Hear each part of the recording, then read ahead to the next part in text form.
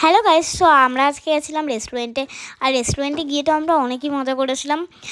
আর ওখানে তো সবাই গেছিলো, অনেকে গেছিলো, অনেকে যেতে পারেনি। ফার্স্টে আমরা ভেবেছি বাইরে বসবো, কিন্তু বাইরে ক্রিকেটের চক্করে আমাদেরকে ঘরেই বসতে হয়েছে। মানে ঘর না, রেস্টুরেন্টের ভিতরে। সরি। আমরা এই ভাইয়ের চক্করে আমরা রেস্টুরেন্টের ভেতরটাতেই বসে গেলাম। সো আমরা অর্ডার দিয়েছিলাম মোমো। আমাদের ইচ্ছা ছিল যে আমরা পাহাড়ি মোমো আনবো, বাট পাহাড়ি মোমো ওদের কাছে অ্যাভেলেবেল ছিল না। তাই আমাদের ঠিক মনে পড়ছে না এই মোমোটার নাম কি। তাই the momo was very average. তারপরে ছিল চিকেন ড্রামস্টিকটা প্রচণ্ডই টেস্টি ছিল খেতে।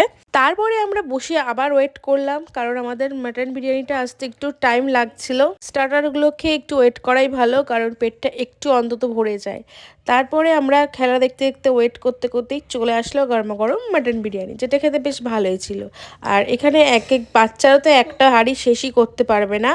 তোমরা যদি ট্রাই করতে চাও, বাচ্চারা হলে একটা হাঁড়ি নিও, কারণ ওরা মানে পসিবল।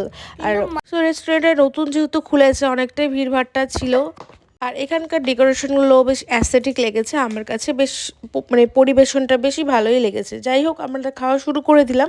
দেন আমরা একটা অর্ডার করেছিলাম মকটেলটা খেতে নর্মালি অ্যাভারেজ ছিল, কারণ একটা খাওয়া কোনো দিনও সম্ভব না, একজনের পক্ষে অনেকটাই ছিল। তো আমাদের খাওয়া দাওয়া শেষ হয়ে গেছে, আমরা বেরিয়ে পড়লাম বাড়ির উদ্দেশ্যে। আর বেশ ভালোই লাগছিলো সামনের পেন্টিংটা। আর এই পেন্টিংটা আমার খুবই ভালো লাগে, যেখানেই থাকে সেখানে আমার খুব ঘোরার পেন্টিংটা খুব ভালো লাগে। তো আমাদের ব্লগ এই পর্যন্ত। যারা আমার ইউটিউবে নতুন তারা অবশ্যই সাবস্ক্রাইব করে পাশে থেকো।